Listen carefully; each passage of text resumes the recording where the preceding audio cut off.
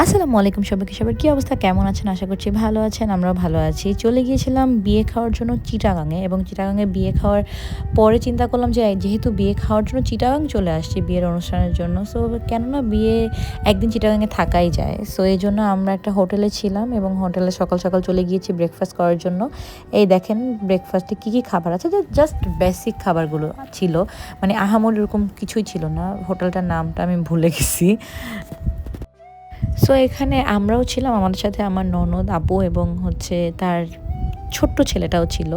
বুশু এবং তাফিজ ঢাকাতেই ছিল। সো এই আমাদের হোটেল থেকে সামনের ভিউ।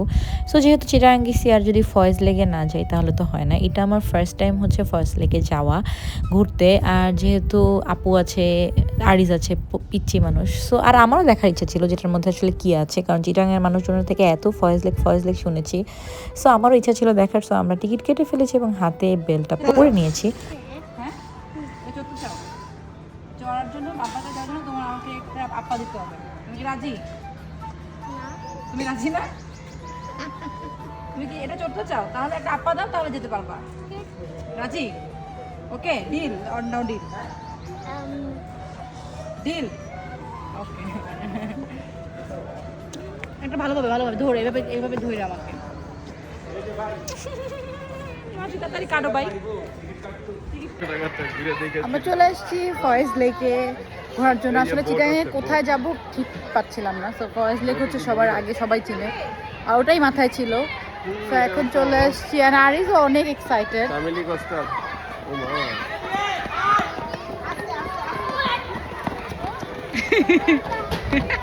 ভয় পাইছে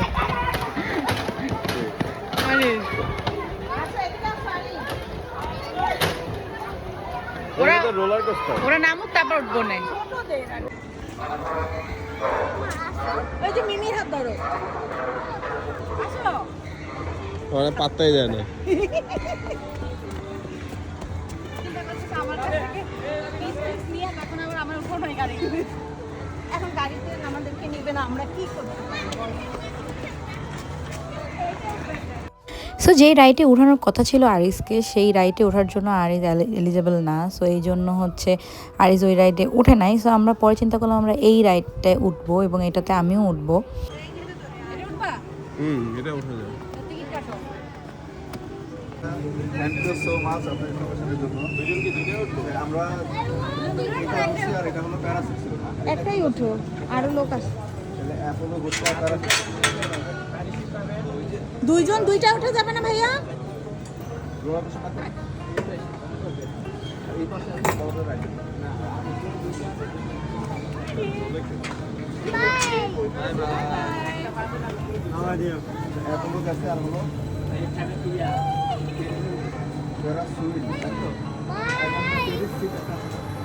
তুমি এখানে দাঁড়াও।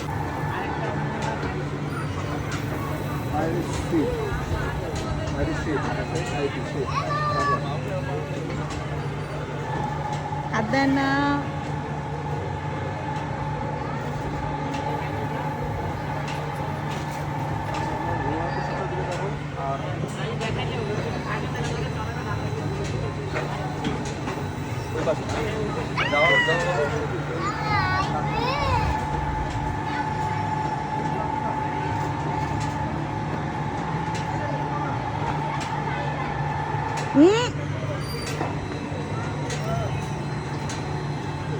আরিজ এতই ছোট বাবু যে এই রাইডটাতেও উঠতে পারবে না। সো আসলে ওর কিছু করার ছিল না, ও নিচে বসে বসে মিমি আর মামাকে দেখতেছিল।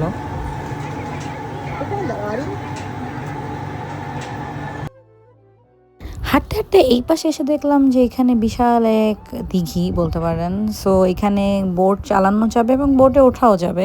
সো এটা দেখে তো মাসফিকে বললাম যে মাসফিক আমরা চলো বোটে উঠি, যেহেতু এটা ঘুরাই নিয়ে আসে সুন্দর একটা জায়গা, এবং এই জায়গাটা না অনেক সুন্দর লাগছিল।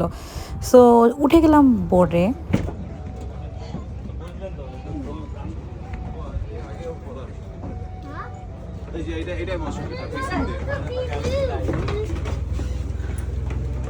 এটা বলবো নাকি এইটাই? এটা তো চলতেছে দেখি।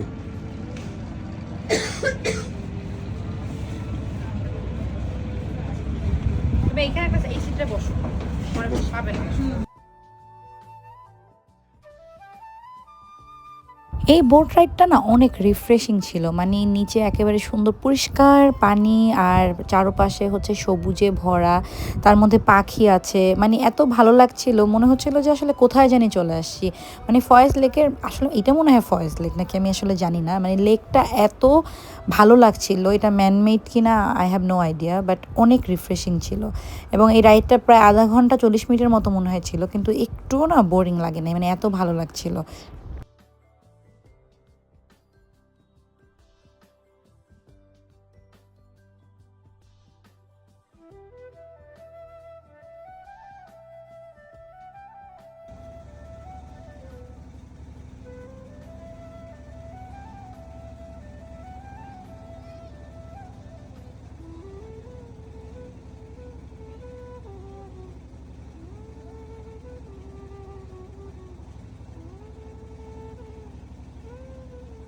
এরপর চলে গিয়েছিলাম মেজবান হাইলে আইউনে, এবং গিয়ে দেখি এত ভিড়।